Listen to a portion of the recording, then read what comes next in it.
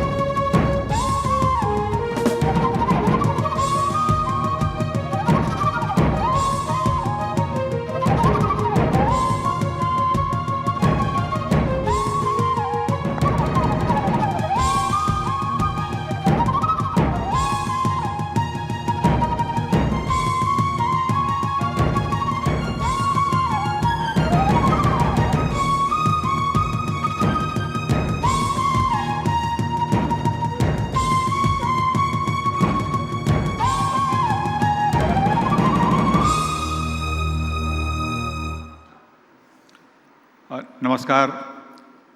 व्यासपीठावर बसलेले मान्यवर आणि मित्र हो,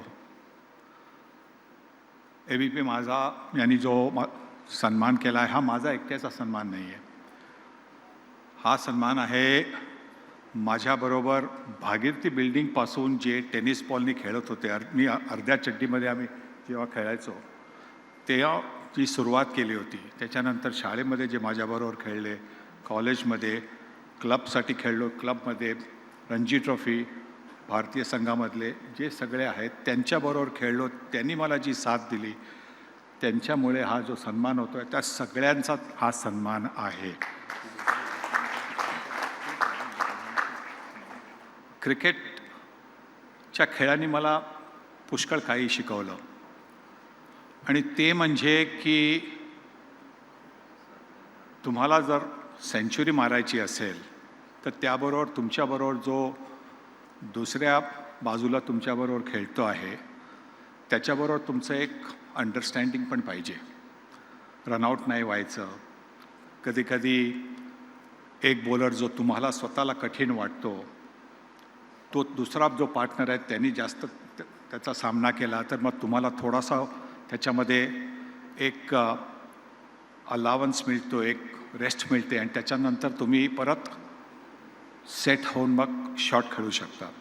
पण सर्वात म्हणजे जे महत्त्वाचं क्रिकेटमध्ये मी शिकलो की तुमच्याकडे जर थोडी जास्त कला आहे बॅटिंगची, पण तुम्हाला सेंचुरी करायची असली आणि समजा 8 विकेट गेल्या आहेत तर नंबर 10 आणि नंबर 11चे जे खेळाडू असतात तुमच्या टीममधले ते बॉलर्स असतात. त्यांना बॅटिंग एवढी काही खास येत नाही.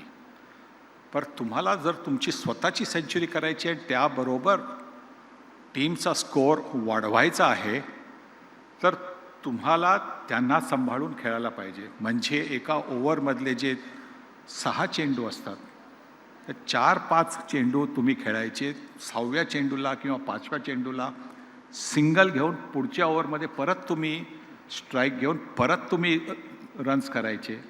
पण बेसिकली जे तुमच्याबरोबर खेळता आहेत त्यांना तुम्ही सांभाळून घ्यायचं. बॉलिंगमध्ये देखील आपण बघतो की एकच बॉलर चांगली बॉलिंग करत असतो, पण दुसऱ्या बाजूनी समजा रन्स जास्त जात असतात तर मग जो दबाव पाहिजे ऑपोजिशनच्या जे बॅट्समन आहेत त्यांच्यावर तो दबाव राहत नाही. फिल्डर्सनी तो चांगली फिल्डिंग नाही केली, फिल्डर्सनी कॅच बरोबर पकडले नाहीत तर विकेट पडत नाहीत आणि आपल्या संघाला सफलता मिळत नाही. यासाठी सगळ्यांनी बरोबर येऊन जे काय करायचं असतं, म्हणजे एक ते टीम स्पिरिट जे करायचं असतं ते सगळ्यात महत्त्वाचं आहे. आणि क्रिकेटने मला हे शिकवलं आणि मला वाटतं की हे आपल्या समाजाला पण लागू आहे की आपण आपल्याकडे जर काय आहे आणि दुसऱ्याकडे काय नाही आहे, तर आपण त्या दुसऱ्याकडे काय नाही आहे त्याला जर आपण सांभाळून घेतलं तर आपला जो समाज आहे तो आणखी आनंदी होईल, आणखी सुखदायक होईल असं मला वाटतं. असा सन्मान जेव्हा होतो तेव्हा कधी कधी वाटतं की हा एक हलकासा धक्का तर नाही, हा एक हलकासा चिमटा तर नाही, असं की आता बस झालं, जरा बाजूला व्हा, दुसऱ्यांना चान्स द्या. लाईफटाईम अचिव्हमेंट सन्मान जो आपण बोलतो त्यावेळेला कधी कधी त्याच्यानंतर असं वाटतं आता माझ्या नशिबात 10-12 वर्षापूर्वीपासून असे एखादे सन्मान आले आहेत आणि जेव्हा ते यायला लागले तेव्हा मी विचार केला की आता माझी तिसरी पारी जी आहे त्याच्यावरती थोडंसं ध्यान द्यावं. माझी पहिली पारी होती खेळाडू म्हणून, दुसरी पारी बॅटिंगची संपल्यानंतर, दुसरी पारी होती कॉमेंट्री करणं, थोडंसं ॲडमिनिस्ट्रेशन करणं, तर ती पारी होती. ती पारी अजून चालू आहे, पण जी तिसरी पारी जी माझी आहे ज्यांनी मला पुष्कळचं समाधान मिळतं आहे, एक म्हणजे आनंददायक जी पारी आहे ती आहे की सत्यसाई संजीवनी हॉस्पिटल्सबरोबर जे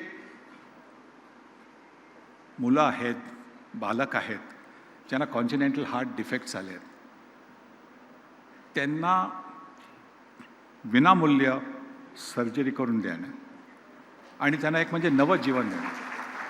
त्यासाठी मी बाहेर जातो, जिकडे जातो तिकडे, आणि आज पण या मंचाचा मी एक फायदा उठवतो आहे की त्याच्याबद्दल मी बोलतो, अवेअरनेस करतो.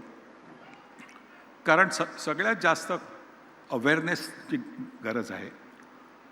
हा जो प्रॉब्लेम आहे हा खराच मोठा प्रॉब्लेम आहे भारतामध्ये.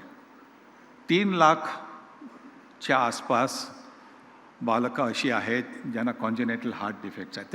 त्यांच्यापैकी 90,000 ते 1 लाख आपला दुसरा वाढदिवस तोपर्यंत पण राहू शकत नाहीत, जिवंत राहू शकत नाहीत. आणि म्हणूनच त्यांच्यावरती उपाय करणं, सर्जरी करणं एकदम जरुरी आहे. आता मला पुष्कळ लोक विचारतात, ह्यामध्ये तू का आलास? आणि ह्याच्याशी देखील एक क्रिकेटचा संबंध आहे. माझी पहिली जी इनिंग्स होती टेस्ट क्रिकेटमध्ये, मी फक्त 12वर बॅटिंग करत होतो आणि मी ड्राईव्ह केला आणि बाहेरी किनारा लागून गारफील्ड सोबत, माझ्या मते क्रिकेटमधला सर्वोत्कृष्ट क्रिकेटर, यांनी म्हणजे एक डॉली कॅच, एकदम सोपा कॅच टाकला. कॅच असा नव्हता की इकडचा किंवा तिकडचा. त्याच्या अगोदरच्या टेस्टमध्ये जयंतीलाल म्हणून जे ओपनिंग बॅट होते त्यांचा याच कॅरीसोबतनी डाईव्ह मारून कॅच पकडला होता. आणि त्याच्यानंतर जयंतीलाल परत कधी भारतासाठी खेळले नाहीत. टीममध्ये होते पण टेस्ट मॅच परत कधी खेळले नाहीत. त्या 12वरती जे मला जीवनदान दिलं त्यामुळे माझी हे दुसरं लाईफ झालं. क्रिकेटमधली माझी सेकंड लाईफ झाली. नंतरच्या टेस्टमध्ये मी 4वरती बॅटिंग करत होतो, परत कॅरीसोबतनी कॅच ड्रॉप केला. हा थोडा कठीण होता. माझी पहिली सेंचुरी झाली आणि त्याच्यानंतर मी भारतासाठी 17 वर्ष खेळू शकलो. पण हे जे मला दुसरं क्रिकेटचं लाईफ मिळालं आहे त्याच्यासाठीच या सर्जरीजमुळे जे आपल्या सगळ्या बालकांना दुसरं लाईफ मिळतं आहे. आणि आमचे जे साई संजीवनीचे 4 हॉस्पिटल्स आहेत, एक खारघरला आहे, एक पलवलला आहे, एक नवा रायपूरमध्ये आहे, कोंडपाकामध्ये आहे. डॉक्टर्सची एवढी प्रोफिशियन्सी आहे की सक्सेस रेट 99%च्याहून जास्त आहे.